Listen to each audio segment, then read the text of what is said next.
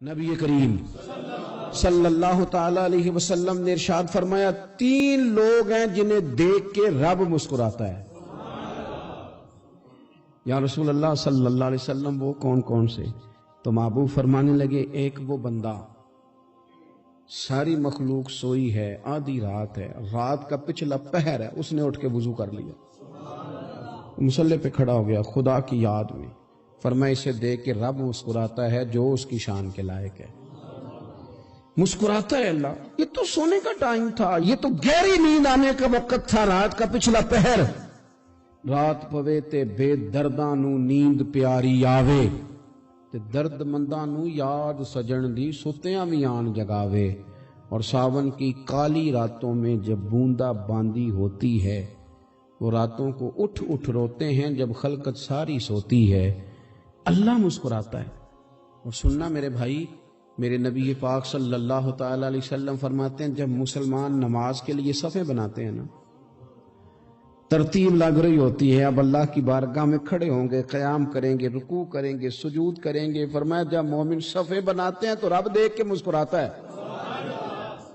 مسکراتا ہے۔ کمال ہو گئے عروج بندگی کا، جب بندے کو دیکھ کے رب مسکرائے، خدا بندے سے خود پوچھے بتا تیری رضا کیا ہے، مسکراتا ہے۔ اور میرے نبی پاک علیہ السلام فرماتے ہیں جب مجاہد جہاد کے لیے صفیں سیدھی کرتے ہیں، آج تو یہ رب کے نام پہ مرنے ہی آ گئے، یہ صفوں میں کھڑے ہوں گے، ترتیب سے لڑیں گے، ترتیب سے گلا کاٹیں گے کافروں کا یا شہادت لیں گے۔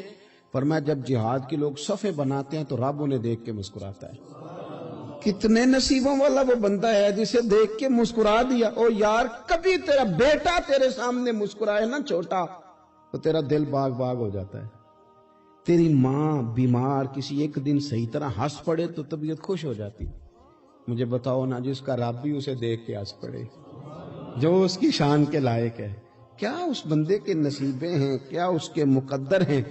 آپ اس مقام پر اپنے آپ کو لائیں۔ اب دیکھیں نا یہ حدیث آپ نے سن لی، اب ہم نے نا اس طرح صفیں نہیں بنانے جس طرح ساری دنیا، اب ذرا صفیں بھی شوق سے بنائیں گے، اب ذرا تھوڑا سا شوق پیدا کریں گے، بھئی یہ تو میں وہ کام کرنے لگا ہوں جسے دیکھ کے رب مسکراتا ہے۔ نبی پاک صلی اللہ علیہ وسلم نے فرمایا جب کوئی بندہ توبہ کرتا ہے نا،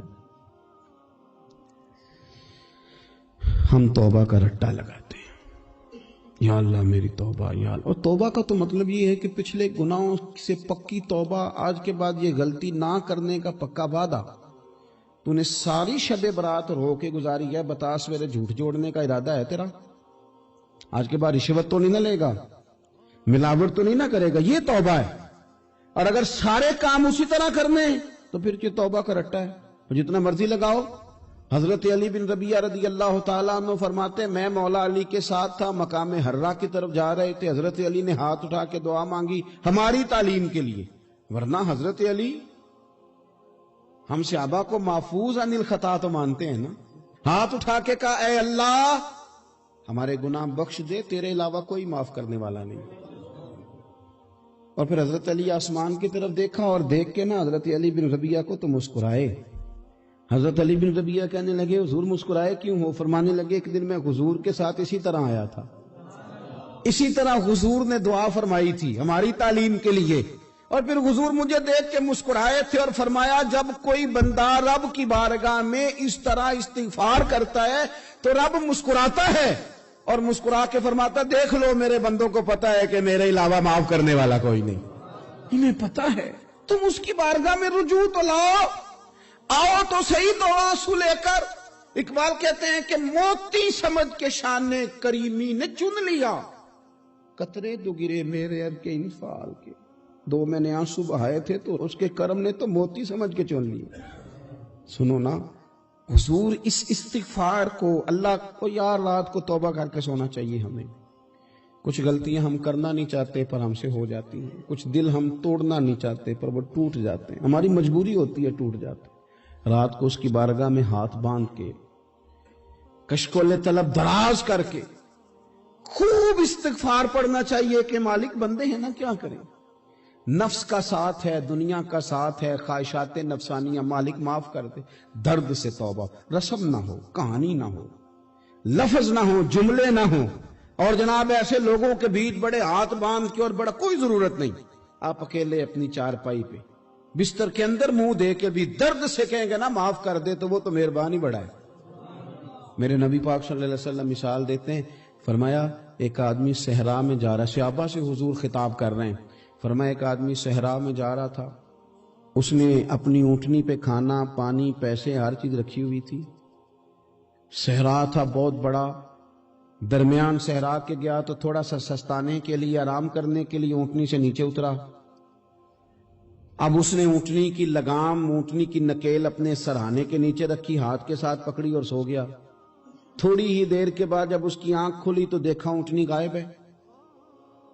صحرا میں وہ پیدل نہ آگے جا سکتا ہے، نہ پیچھے جا سکتا ہے، نہ دائیں نہ بائیں، کھانے کو روٹی نہیں، پینے کو پانی کا قطرہ نہیں، تھوڑا ادھر بھاگا ادھر بھاگا، تھک گیا.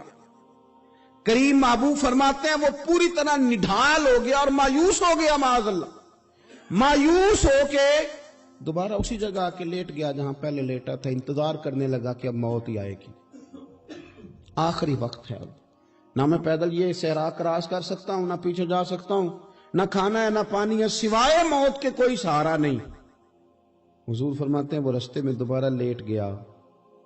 اچانک اس نے رخ بدلا تو اونٹنی سامنے کھڑی تھی. حضور نے صحابہ سے پوچھا بتاؤ نا اسے بھلا کتنی کو خوشی ہوگی؟ یا رسول اللہ جسے نئی زندگی مل گئی ہے.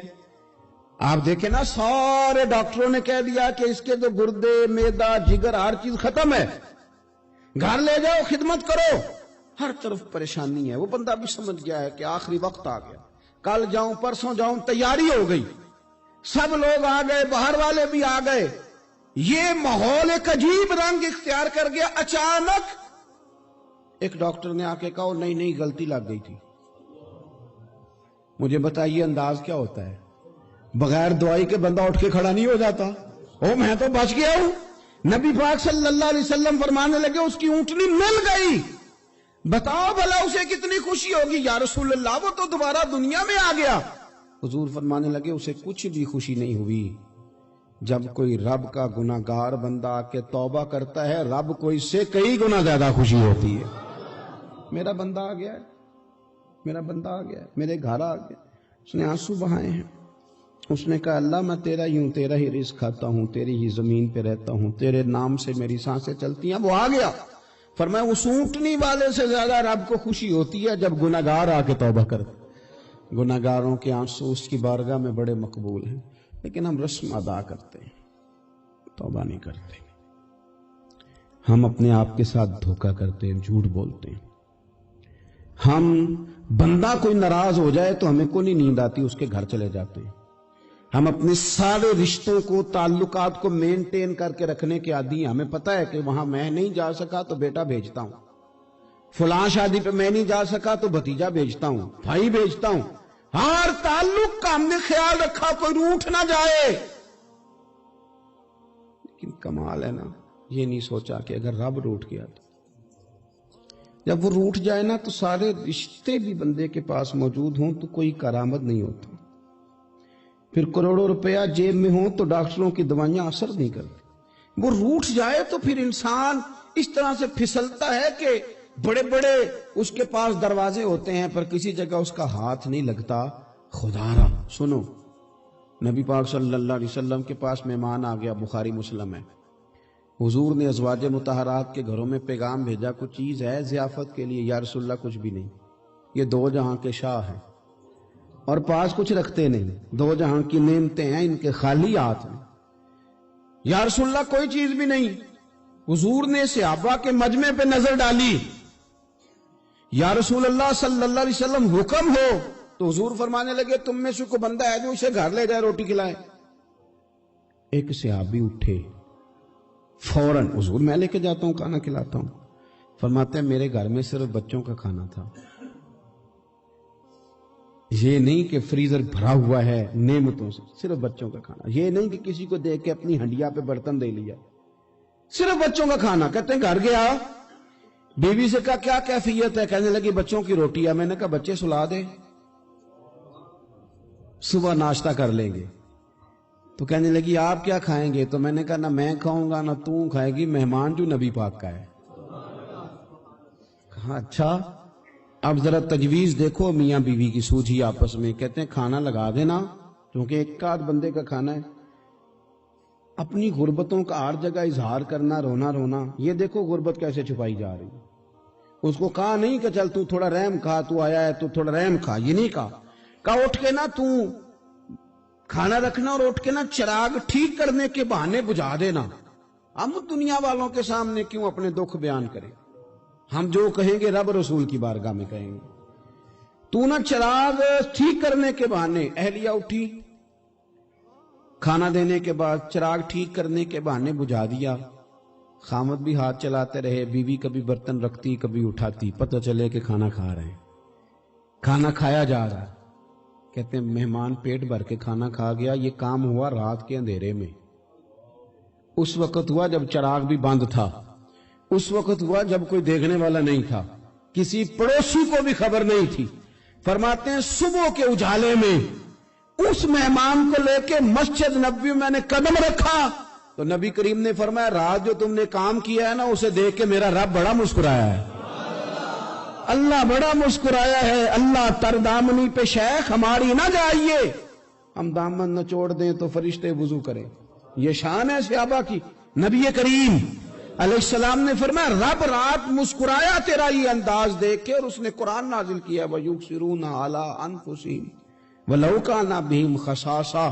کچھ لوگ وہ ہیں جنہیں بڑی بھی ضرورت ہو تو دوسروں پر احسار کر دیتے ہیں۔